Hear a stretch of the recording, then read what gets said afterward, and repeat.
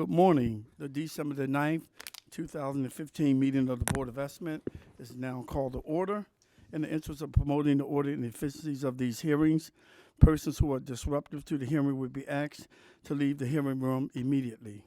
Meetings of the Board of Estimates are open to the public for the duration of the meeting. The hearing room must be vacated at the conclusion of the meeting. Failure to comply may result in the charge of trespassing. Madam Deputy Controller, are there any corrections, additions, or deferrals on the agenda? Yes, good morning. I'd like to note that there will be a one-week deferral on page 51, item 6.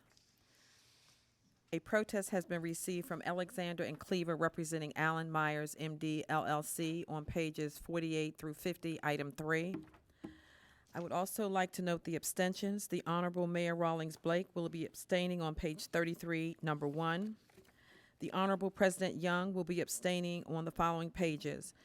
Page 25, item 1, pages 84 and 85, pages 86 through 88, pages 80 through 81, item 16. Also, the President will vote no on pages 19, 20, 21, 28, 29, 30, 41, 57, 58, 59, and 60. Also note that the Honorable Comptroller Pratt will be abstaining on page 40. There are no changes.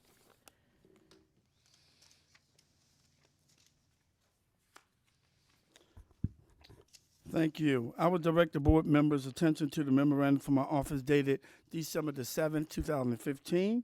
Identify matters to be considered as routine agenda items together with any corrections and additions that have been noted by the Deputy Controller. I will entertain a motion to approve all of the items contained on the routine agenda. Move approval of all items on the routine agenda. Second. All those in favor say aye. Aye. All opposed, nay. The motion carried. Routine agenda has been adopted. The first item on the non-routine agenda can be found on page 47 to 48, item 1 to 2, recommendation for contract awards and rejections, Department of Public Works, Office of Engineering and Construction, WC 1295R, Towson Generator and Main Substation. Will the parties please come forward?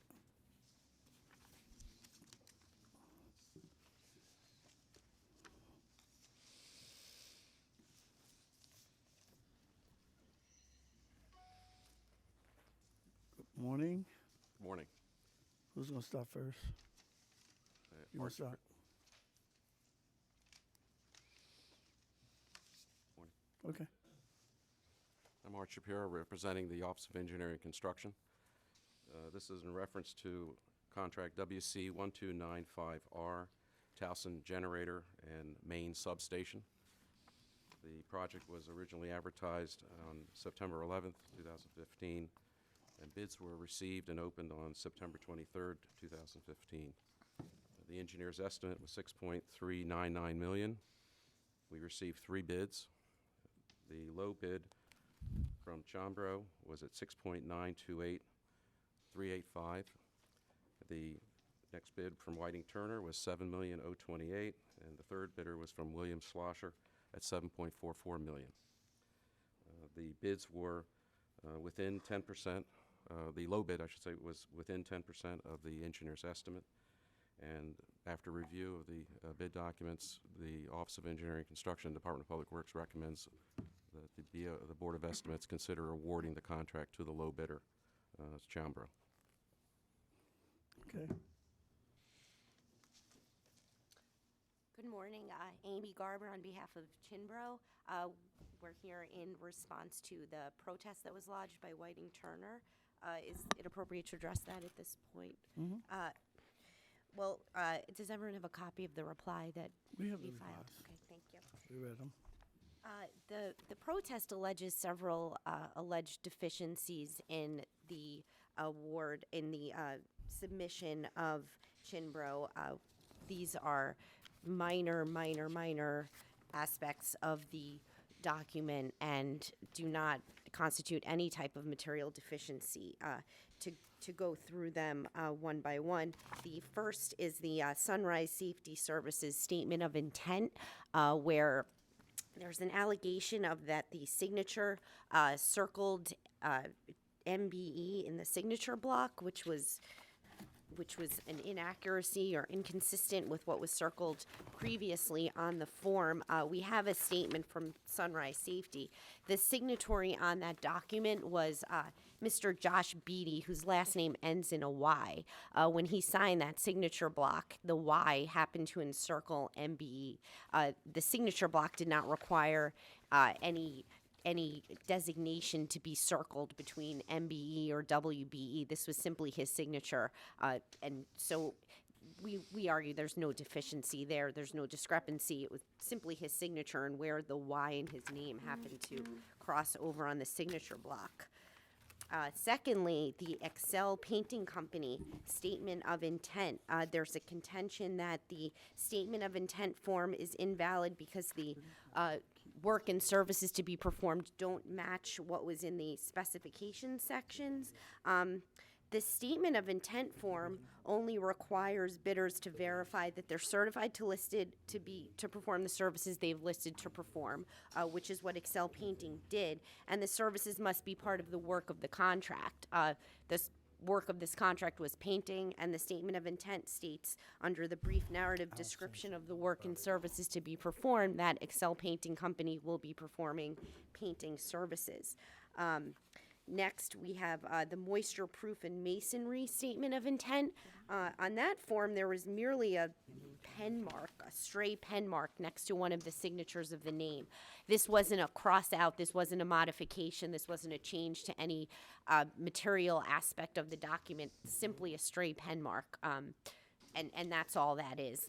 We would argue that there's no reason to remotely consider throwing out a bid document because of a stray pen mark on that document. Finally, there was an allegation with regards to the certification of corporate registration and tax payment, where Chinbro states that it is a foreign corporation. Chinbro, as stated in Whiting Turner's protest, is indeed a foreign corporation under Maryland law, in that it is not a Maryland corporation, and that was what was designated on the form. To the extent that this is inconsistent with any of the terms or intent of the affidavit, this isn't an egregious error or a misrepresentation. Chinbro was merely expressing that it is not a Maryland corporation, and that is Chinbro's response to Whiting Turner's protest. Thank you. Okay. White and Turner. Sure. Good morning. My name's Bernie Lahat. I'm Vice President at Whiting Turner, and I signed the bid for Whiting Turner, and I submitted the protest letter. I'm here obviously to protest the award, but I'd like to explain why we're protesting this. This starts probably about 6 or 8 months ago with the original bid for this project. Whiting Turner was the low bidder on that effort, and what happened after that is Chinbro, the same contractor, protested Whiting Turner for 2 or 3 minor, very minor discrepancies on our bid form. What happened after that is the city agencies reviewed it. We were in fact recommended for award, as evidenced by the meeting minutes, and also Whiting Turner was requested to submit a work capacity statement. The Board of Estimates then chose to throw out all the bids and rebid the project. So at that point in time, it appears that the standard that the board set for all the bids is that they must be perfect, no discrepancies, not even minor discrepancies. They then put it out to rebid. We would like to submit that if you look at our bid, it does in fact meet those standards of a perfect bid. And if you take a look at Chinbro's bid, by their own admission, there are several items on that bid, whether they be minor discrepancies or discrepancies, they are nonetheless discrepancies. So I was going to recount the various items. We have a little different approach on some of the items. We do understand their rebuttal as far as the signature and the circling. The second item, they did not, as they said, the narrative description that they have on the statement of intent does not match the narrative description that MUBU has certified the subcontractor for, and in fact, they've listed several specification items in that description that don't even exist for this project. They said that I believe their attorney says, in fact, the bidders need not recite these services verbatim. However, on numerous instances, the city of Baltimore has in fact, and MUBU has said that the contractors and the bidders are all recommended to, in fact, stick to the exact description of work that's listed in their scope, in the services that MUBU provides. And if all you need to do is be close on those description of services, it kind of renders useless the whole process that MUBU has done and performed to establish a certification, a description of services that each of these subs are certified for. One of the other items that they referred to, they were scratching out on the bid form. It was actually on the statement of intent. And again, the city of Baltimore and MUBU at various pre-bids and even with certain addendums that have been issued in writing is very explicit on the instructions of what to do if there's a modification on the statement of intent. They didn't follow those instructions, and in fact, that's one of the items that they pointed out for the original bid that Whiting Turner submitted was low, that there was a modification on that form. And I would submit that is a whiteout different than a total obliteration, which is the issue that was brought up before. So that brings us to the point that if you take a look at the standards that Whiting Turner was held to for this original bid, they don't appear to be the same standards that are being used at this point in time. And also, if there are different if there is a perfect set of standards that was established for the first bid, why is that set of standards not being established and enforced here? Because if in fact it is, then Chimbro fails to meet those standards. So understand also there's been some discussion that maybe the rules have changed. If the rules have changed, then they've been changed midstream. It's the same bid, it's the same contractors.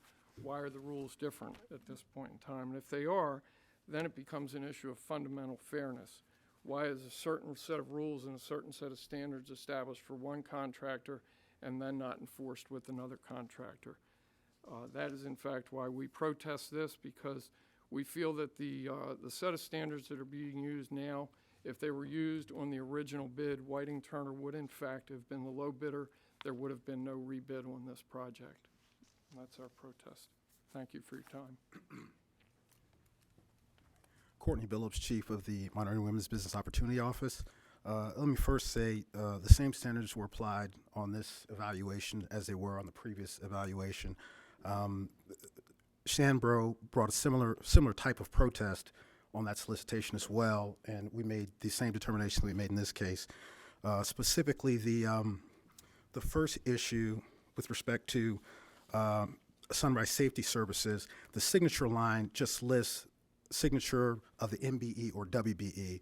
It's not required to identify whether it's MB or WBE. On that statement of intent form, you are required to identify an MB or WBE, which they properly did. They circled WBE. Sambro also stated that the signature of the individual, the Y, was actually just his signature, and he didn't intend to circle anything down there. But in any event, that's irrelevant, immaterial. You're not required to circle MB or WB on the signature line. The second issue, Excel Painting. Excel Painting is certified with the city to provide painting services. That is what they listed with respect to their the scope of services that they were intending to perform. The numbers 900, 9900, I do not know specifically what they refer to, but for our purposes of review and compliance, it's irrelevant to us. The services that were listed were painting. That's what Excel was certified for. The last issue was the Moisture Roof and Masonry Incorporated. It appears that to the left of that name, there is a letter that was scratched out. That, first of all, that is not a material part of the contract. What's the material part of the contract are the scope of services that the MB or WB is going to perform and the subcontract dollar amount or the percentage amount if it's a requirements contract. That was just a listing of the name of the firm, which they did. If, in fact, there was another firm listed there and that firm was scratched out and another firm was inserted, at that point, you could make the argument that that was a change in the statement of intent form, but that's not the case here, which what appears to be is just one letter that's scratched out. But clearly, it's Moisture, Roof, and Masonry were the listed MB, and that was very clear from the form. Okay. Anything else? I'd just like to make a statement. If we all know that these whiteouts and these crossouts are the major problems, why don't we have two copies? And when you make the changes where you found out that you had to white something out, have a clean copy that you submit. And then we won't have to be standing up here every Board of Estimate talking about whiteout and scratch out. It's frustrating for me. I mean, something as simple as having an extra packet, so when you make a mistake, you clean it up on a brand-new packet instead of we coming in here, every Board of Estimate arguing about scratch out and white out. It's simple for everybody to do. Have an extra packet, and you fill out that extra packet after you done decided what mistakes you made, and have a clean copy coming before the Board of Estimates so that we won't have to be dealing with this stuff week after week after week about scratch outs and white out. Simple. I entertain a motion. Move to deny the protest and approve the recommendation of the agency. Second. All those in favor say aye. Aye. All opposed, nay. The motion carries. The second item on the non-routine agenda can be found on page 48 to 50, items 3 to 4. Recommendation for contract awards rejection, Department of Public Works Office of Engineering and Construction, WC 1173R, Guilford Finished Water Reservoir Improvement. Will the parties please come forward?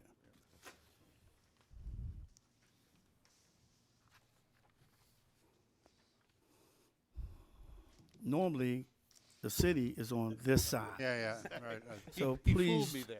yeah, I mean, I let it go the first time, That's the but bride's side, that's on the this groom's side. side. okay. Good morning. Art Shapiro, representing the Office of Engineering and Construction with Department of Public Works. And we're here to present water contract 1173R, the covered reservoir project for Guilford. The project was advertised on July 17th, 2015, and the bids were received and opened on September 23rd, 2015. The engineer's estimate for this project was $58,638,046. The low bid, bids were received from 4 firms. The low bid of $54,444,777 from Allen Myers was approximately 7.5% below the engineer's estimate. The second low bid from Ullman Schutte Corporation Construction was $58,713,000. It was approximately 0.13% over the engineer's estimate. The remaining bids were all within 2% of the 2% or less than 2% over the engineer's estimate. The review of the bid documents and the costs that were submitted, both internally as well as by our consulting engineering team, were performed, and the results of the review indicated to us that the bids were in total reasonable, and the low bid was considered to be responsive and responsible. And the agency recommends award made to the low bidder, Allen Myers. In conducting that review that you just summarized and described, did you consider the possibility that the low bid was imbalanced, as is claimed by the protestant? Yes, the consulting engineering team was asked to take a look at the bid documents, as I mentioned before, and we have Frank Donaldson with PHRA, who is the consulting engineer of record for the project representing the city.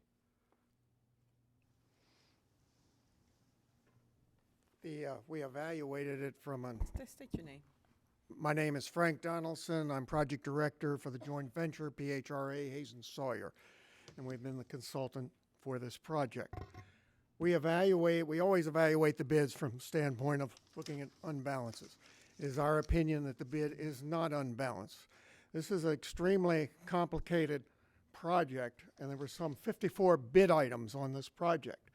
In reviewing all the bid items, there were 3 that showed some variance, and that is mobilization and tank 1 work and tank 2 work, which were bid items 101, 405, and 406. There, in our opinion, and these were the three largest bid items. They represented approximately 60% of the work of the total bid. So we looked at that, and it's our engineering judgment that it's very difficult to separate the mobilization by itself and the mobilization associated with the tank 1 work and the tank 2 work. So it was our opinion that we aggregate these 3 bid items together, which we did in our analysis. When we aggregate them together, the variance basically went away. It was very minor. It ranged anywhere from 55% to, not the variance, but 55% to 67% of the total bid of each of the bidders. Interestingly enough, the low bidder for these 3 items totaled some $32 million, which was the lowest of all 4 bidders. So in our opinion, from an engineering standpoint, we recommended that the project be awarded to Allen Myers.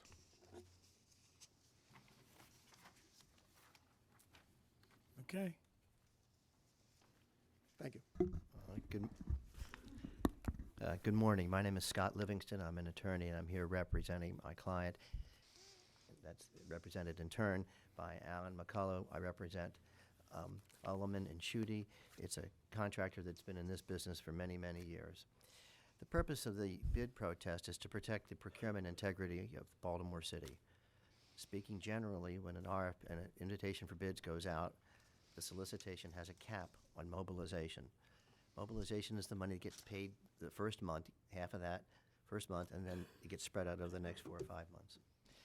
So what happened here is that Allen Myers has taken advantage of the city's mistake. In general, DPW usually has a cap on mobilization. It didn't here. In everyone's respective capacity as a prospective bidder, not a contractor, bidders don't have to call up and say, hey, you made a mistake. But they shouldn't be taking advantage of it. So you're going to give an interest-free loan to Allen Myers. If everybody knew that they could bid up to 23% on mobilization, you'd get different prices. But we didn't know that. We bid it with about 9% mobilization. That's on the high side of reasonable. But this, at 23%, puts Baltimore City at risk. Suppose you actually pay that. First of all, you have to pay that because that's what the contract documents say. It's illegal for these folks to negotiate a deal where they're going to spread out the mobilization over a longer period of time just to accommodate this bid protest. That's impermissible. So if you find out that's what's happened, then the city council should be noticeably unhappy.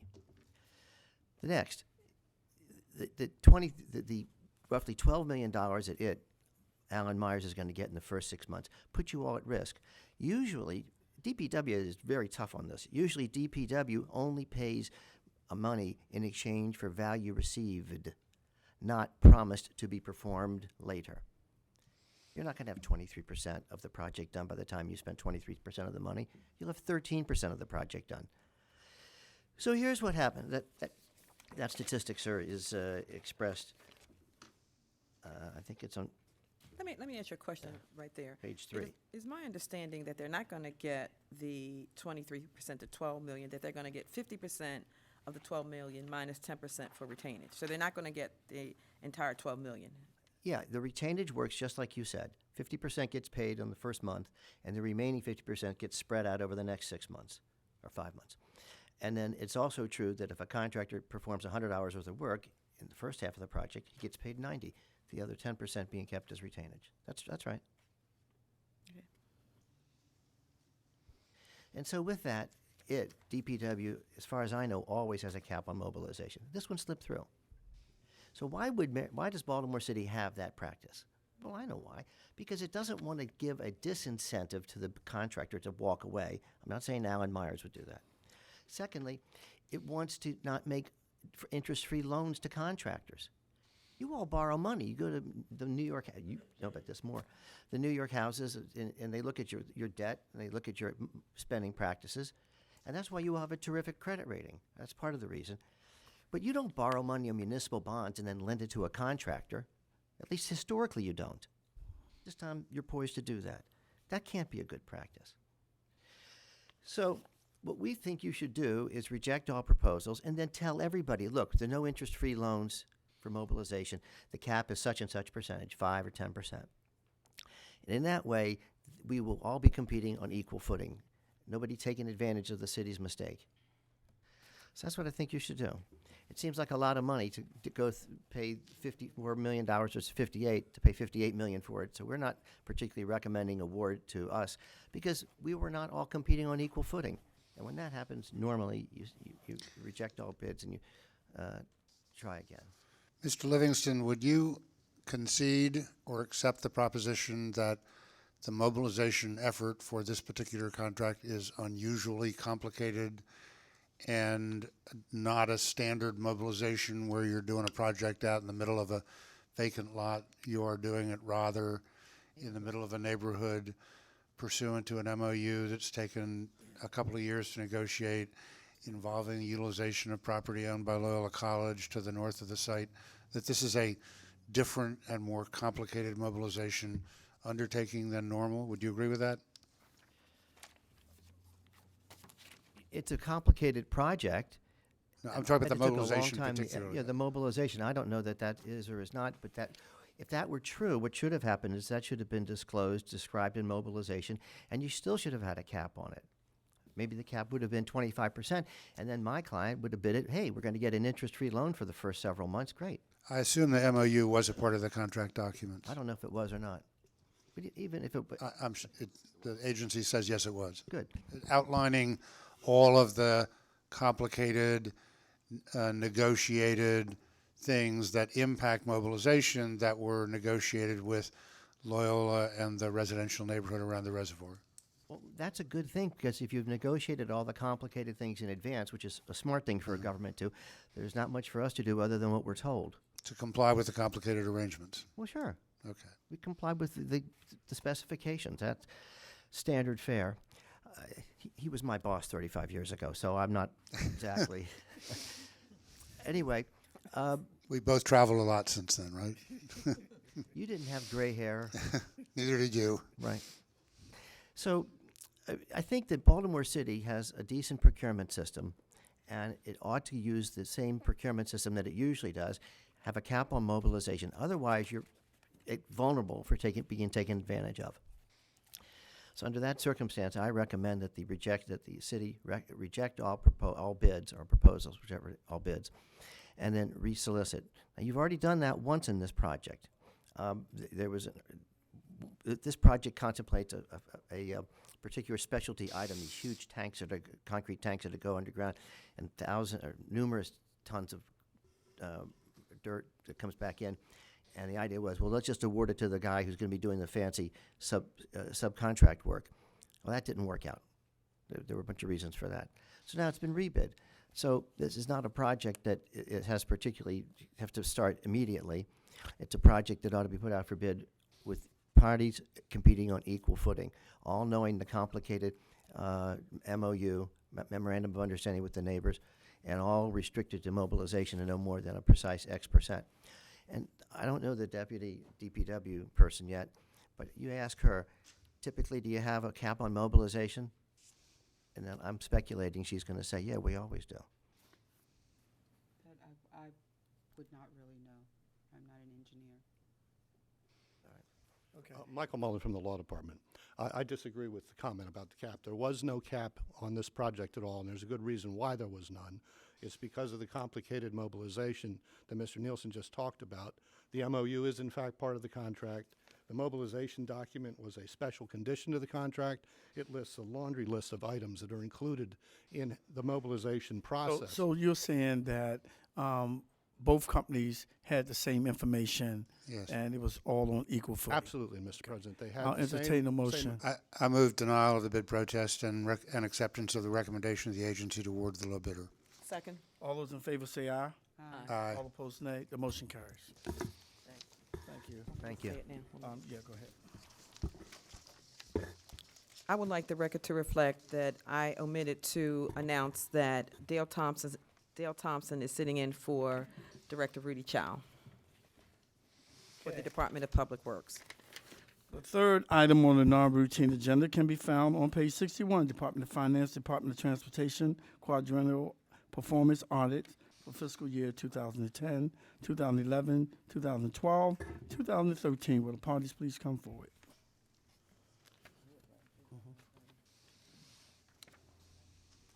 Say thanks. Thanks. Okay. No,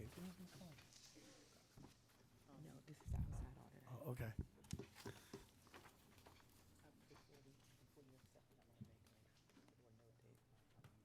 Okay. Thanks. And I have a couple Okay. questions. Hello. Good morning. I'm Melissa Hamilton with Hamilton Enterprises. We're the independent accounting firm that performed the audit on the Department of Transportation, the performance audit. We did this audit as part of the Council Bill 12-53, which amended the charter to require all principal agencies to undergo a performance audit once every 4 years. The objectives of our audit were to assess the reliability, validity, or relevance of 5 performance measures concerning program effectiveness and efficiency during the fiscal year ending June 30, 2010 through June 30, 2013. We found instances where the DOT was unable to provide supporting documentation to substantiate the amounts reported for the target or actual performance measures within the review scope of our audit. Additionally, we found during the period of our audit, DOT did not maintain adequate policies, procedures, or internal controls related to measurement, evaluation, and reporting of the measures. And we did not see that they demonstrated a system of accountability and oversight for the measures. Good morning, Mr. President, members of the board. My name is William Johnson, Director of the Department of Transportation for the City of Baltimore. DOT has reviewed the audit and the findings of the audit, and we are in agreement with the findings of the audit. DOT will work with the Finance Department, City Stat, and other agencies to provide or to develop citywide policies for document retention, not only in terms of the time of retention, but also the type of documentation that would be retained to support performance measures going forward.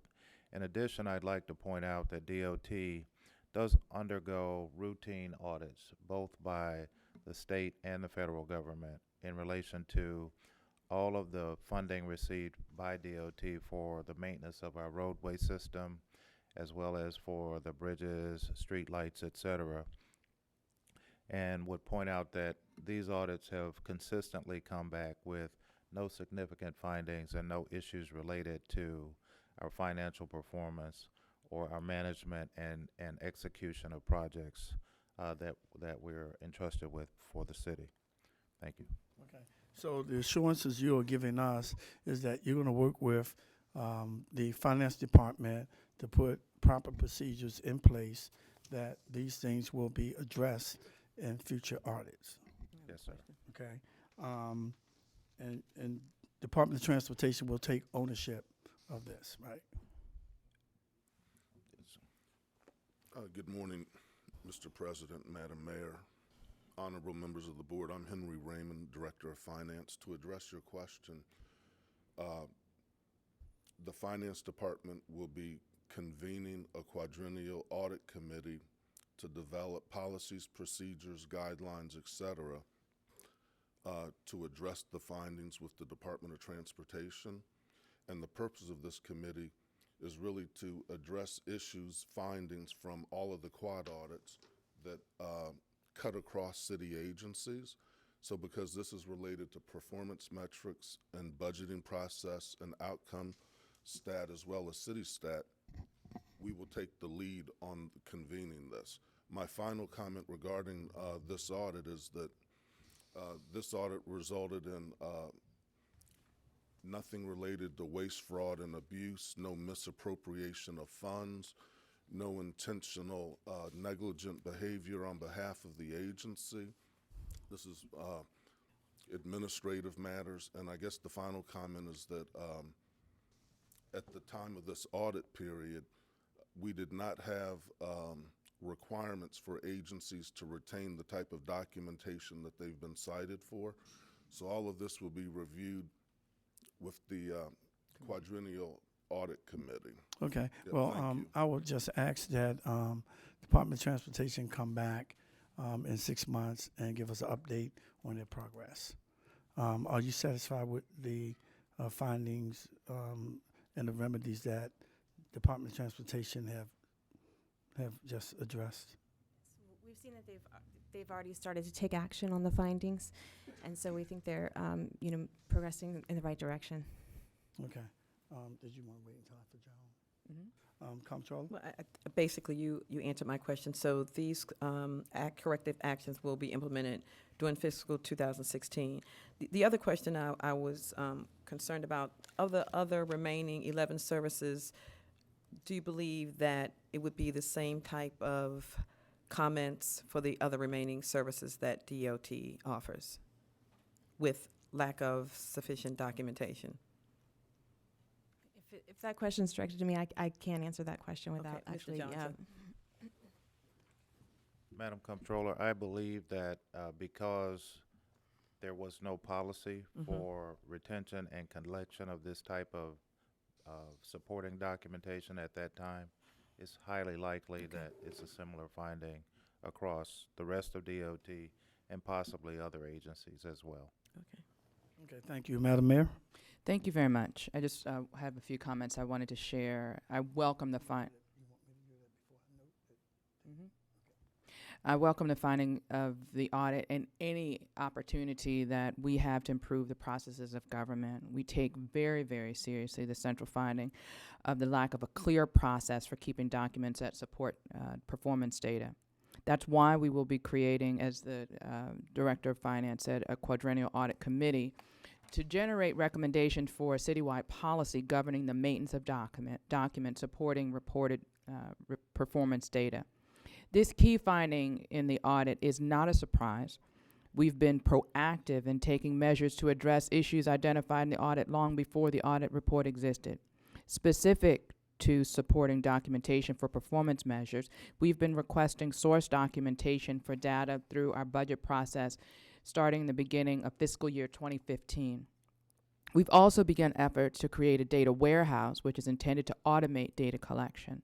The data warehouse will remove the manual aspect of retention of supporting documents, and this will allow us to improve the reliability of the data while saving time and energy that is currently required of staff in order to meet all the documentation retention standards cited in the audit. The audit also generally highlights as a historical gap in data being collected by our performance management wing in CityStat and our finance team through our outcome budgeting process. This gap between performance management and resource allocation is specifically why I pushed to create an outcome stat model. Outcome stat will connect our goals, strategies, and implementation efforts so that as a government, we understand whether our strategies are being implemented effectively on a day-to-day basis, whether the strategy itself is effective in moving our city towards our long-range goals.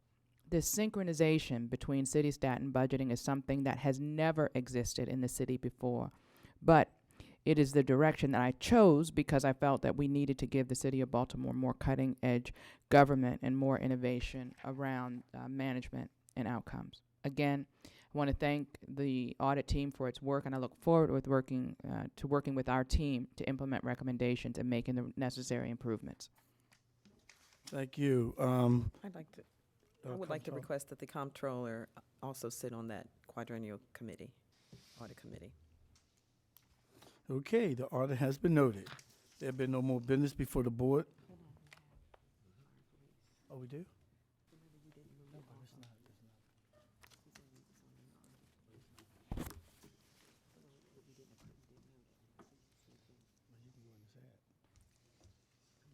The FOP, Fire Police, you can come on. Oh, that. You can come on, because I didn't have it down here. Yeah, just note it. Again, good morning. I'm Henry Raymond, Director of Finance.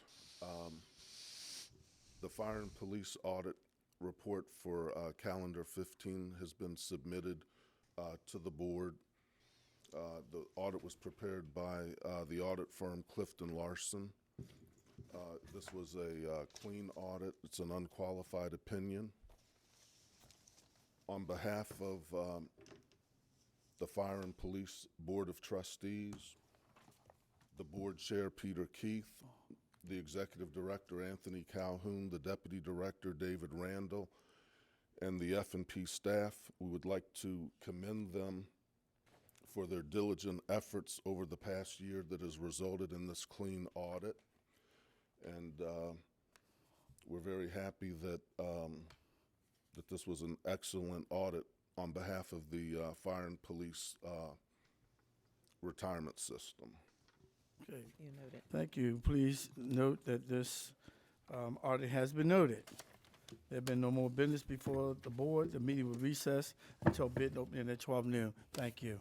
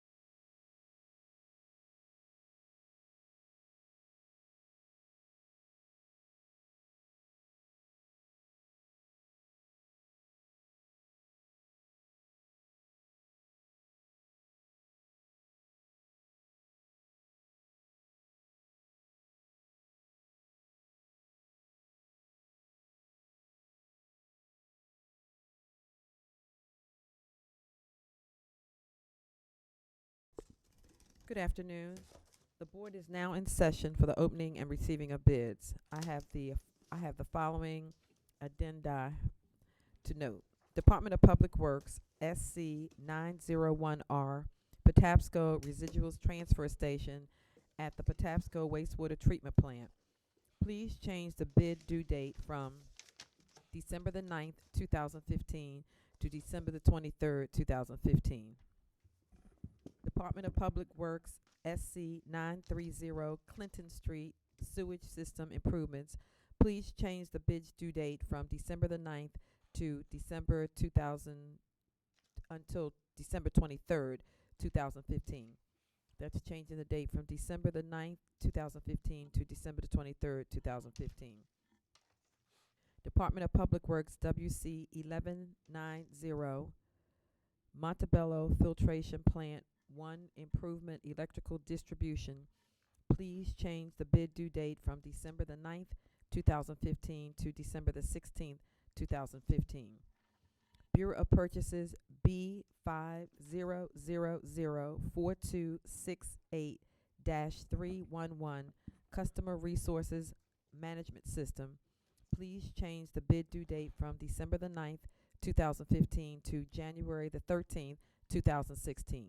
Those are the addenda for today. Hearing no objection, so ordered.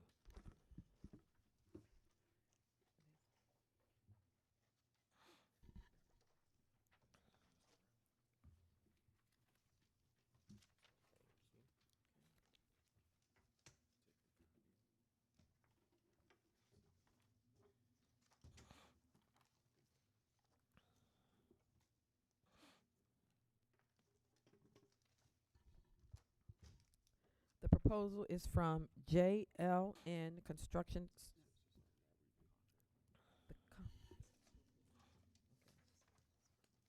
The contract number is for DPW RP 15826, Radke Park Toilet Facility Building. A bid bond is requested if over $100,000. The proposal is from JLN Construction Services, 300 North Warwick Avenue. The exact name is JLN Construction Services, LLC.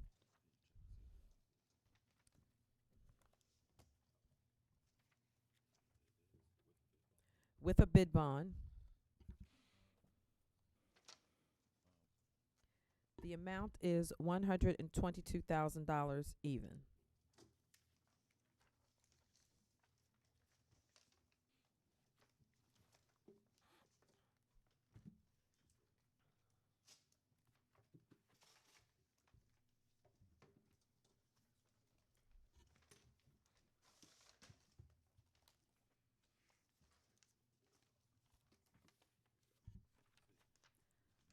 The name of the company is C&N Associates with a bid bond, and the dollar amount is $272,791.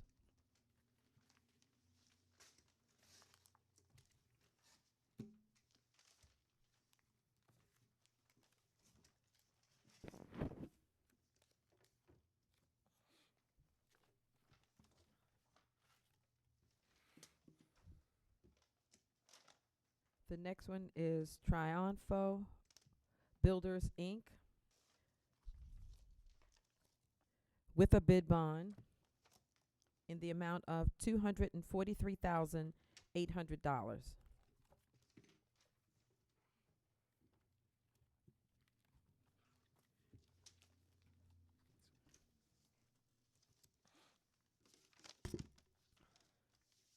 The last one is DSM Properties LLC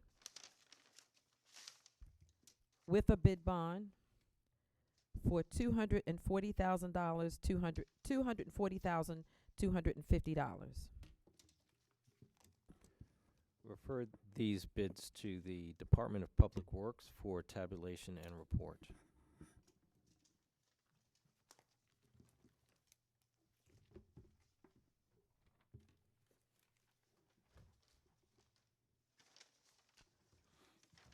The next item is the Bureau of Purchases, B50004287, Hazardous Waste Material Abatement Services.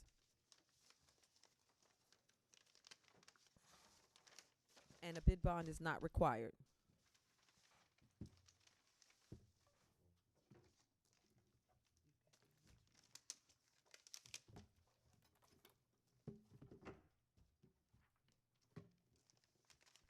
The name of the company is C&W Construction. The total bid amount is $173,250.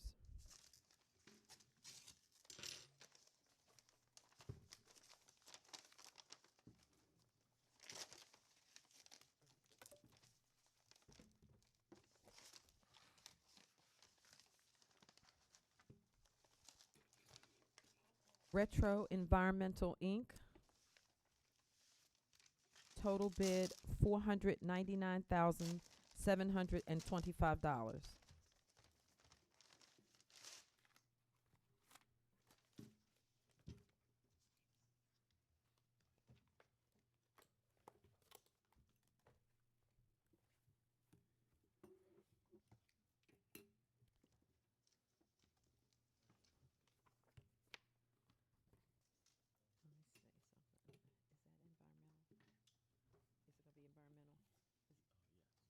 First Potomac Environmental Corporation.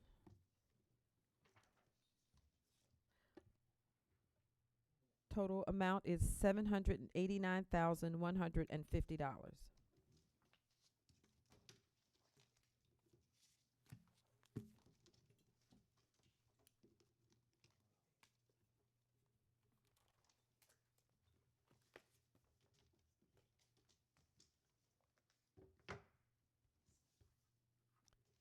PJC Construction. Total amount $501,300. $501,300.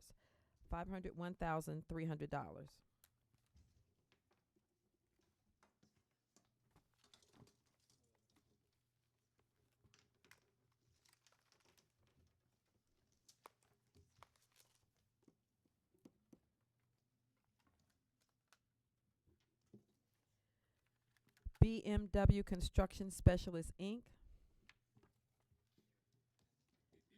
Total amount $518,400.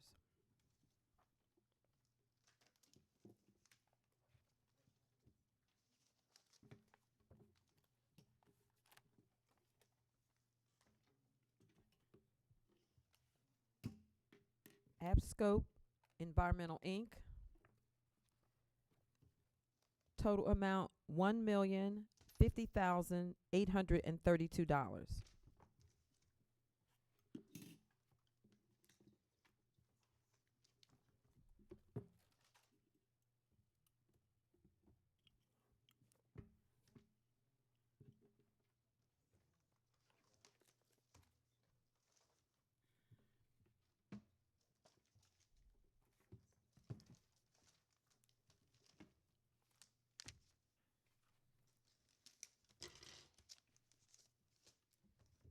Alec LLC. Total dollar amount $200,030.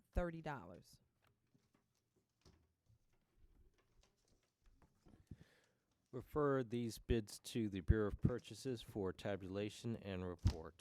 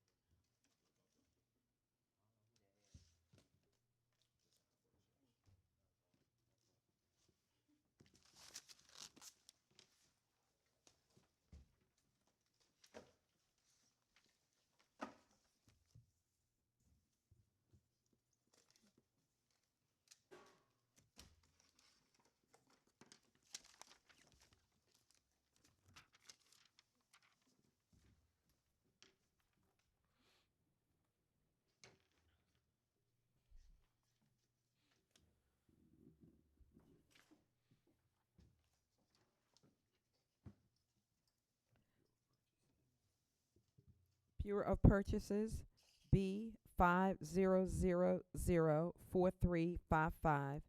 Master Planning Services for a citywide green network plan with no bid bond.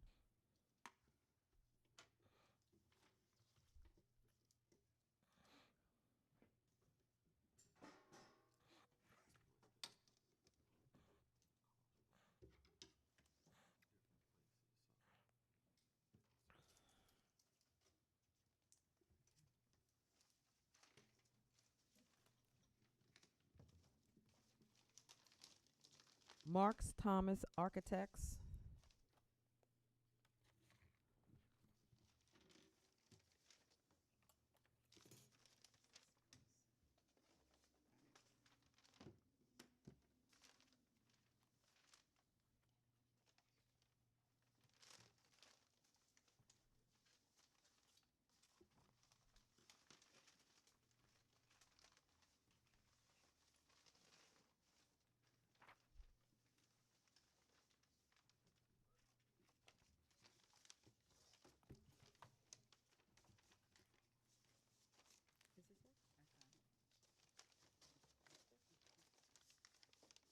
Total price $154,000.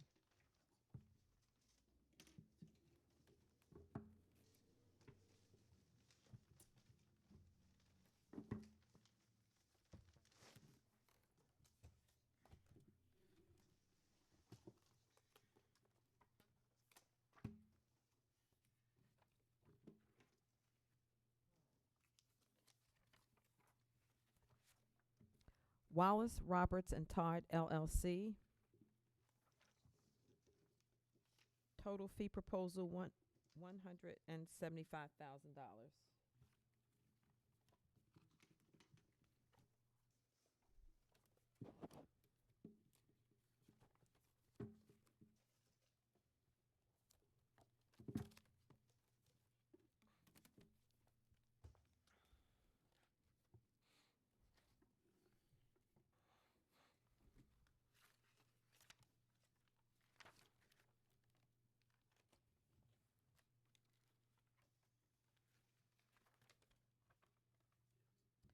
Design Workshop Inc.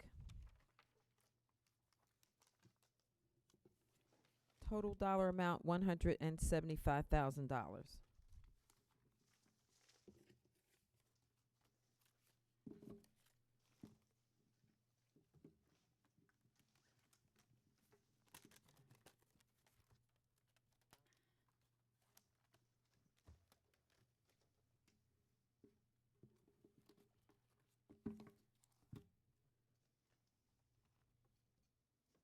Mahan Ryko Associates Incorporated.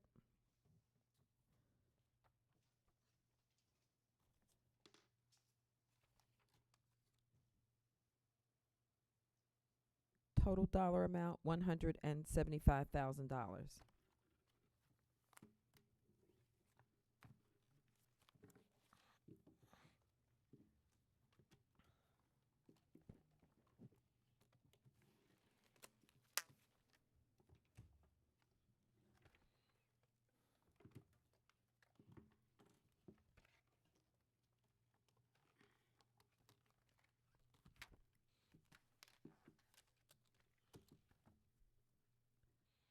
Land Collective LLC.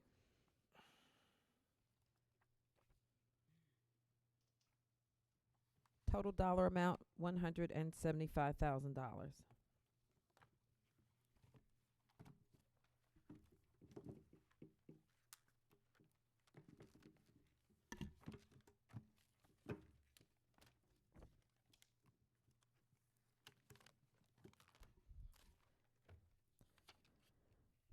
Johnson, Murran, and Thompson, Inc. Total dollar amount, $174,730.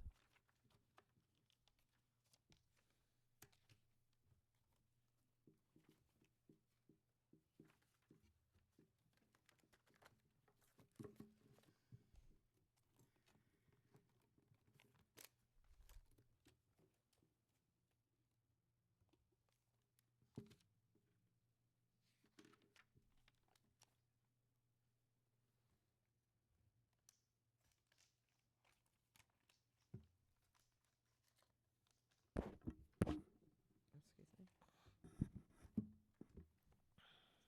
Biohabitats, Inc. Total dollar amount, $170,745.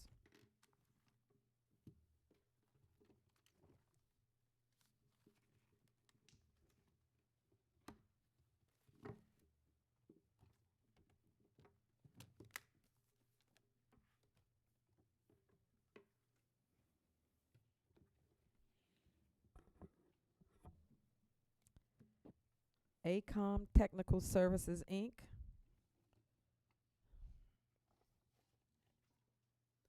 $174,652.